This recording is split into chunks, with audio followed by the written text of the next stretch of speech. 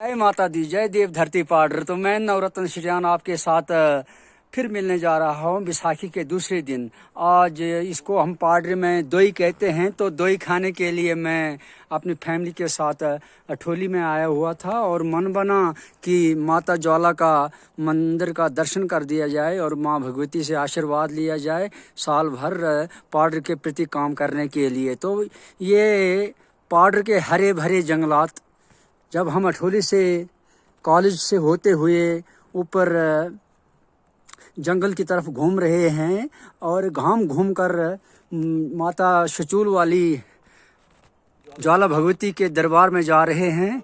मेरे साथ परिहार जगदीश राज जी साथ दे रहे हैं।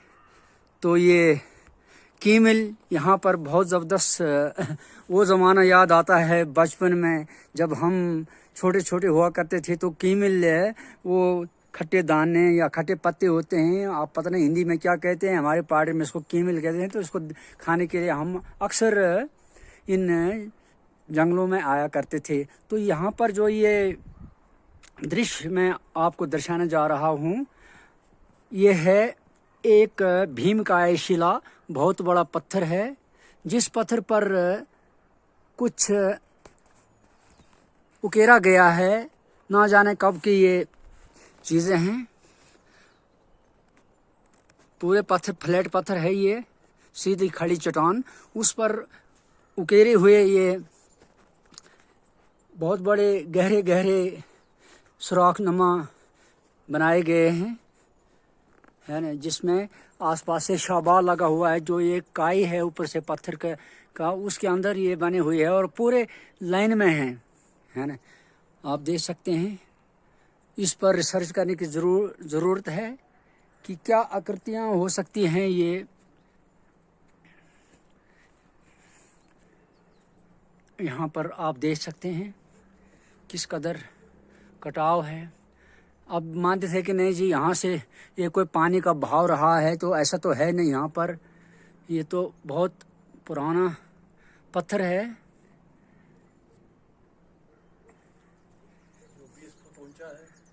कम से कम इसकी ऊंचाई है कोई 20 फुट है, बहुत बड़ा। तो यहाँ पर जो ये आकृतियाँ नमा, जो ये गहराई में खोदा गया है, ये आकृति जैसी बनाई गई है। तो ये एक बहुत विचित्र बात है। इस पर आने वाली जनरेशन को रिसर्च करनी पड़ेगी और देखना पड़ेगा। क्या मास्टर, क्या कहना है आपका इस बारे में? ये तो प्रकृति का सौंदर्य है जो अब लुप्त हो रहा है। ये हमारे यहाँ ठीक अठोली के सामने कॉलेज जो अभी बनने जा रहा है, लगभग कंप्लीट होने जा रहा है, इससे थोड़ा सा कोई 200 फुट ऊपर ये एक शिला जिसका वर्णन अभी किया, ये तो इस शिला पर जिसकी लंबाई ऊंचाई कम से कम 20 फुट है और चौड़ाई ऐसे लंबाई इसकी 40 फुट के करीब है। तो ये अद्भुत यहाँ इसका दृश्य है कि इसमें जो ये सुराख है, जैसे कोई किसी ने नक्काशी की है या इसकी खुदाई की हुई है, कुदरत की तरफ से है या किसी ने बनाया है। तो इस पर काफ़ी रिसर्च की आवश्यकता है। जरूरत है। धन्यवाद मास्टर जी। चील देवदारों के घने जंगलों में ये दो शिलाएं, ये दो पत्थर, जिस पत्थर पर ये कुछ खाइयाँ जैसी बनाई गई या कुछ उकेरा है, तो उसको अगर हम इसके बैक साइड से देखें, पिछले साइड से देखें, तो बिल्कुल फ्लैट है, बिल्कुल सीधा है ना, स्टीप है, सीधा खड़ी चट्टान है ना। ये देख रहे हैं जैसे किसी ने खड़ी करके रखी है। यहाँ पर आप देख सकते हैं कितना इस पर ये शाबा लगा हुआ है और ये दर्शाता है कि ये युगीन पत्थर ना जाने कब से यहाँ पर है और इस पर क्या उकेरने की कोशिश की गई थी, ये आने वाले रिसर्चर ही बता सकते हैं। धन्यवाद। ये एक ऐसा स्थान था जहाँ से अठोली के लिए बालन लाया जाता था, ऊपर से गेलियां नीचे के लिए गिराई जाती थी और सीधा अठोली के पीछे वो जमा हो जाती थी। जब अब वो ज़माना ख़त्म हो गया है, जब मैं कहता हूँ कि जब अगर वो ज़माना नहीं रहा तो ये ज़माना भी नहीं रहेगा। लेकिन वक्त अपने समय जो होता है वो दोहराता है अपने पीरियड को, अपने वही चक्र होता है।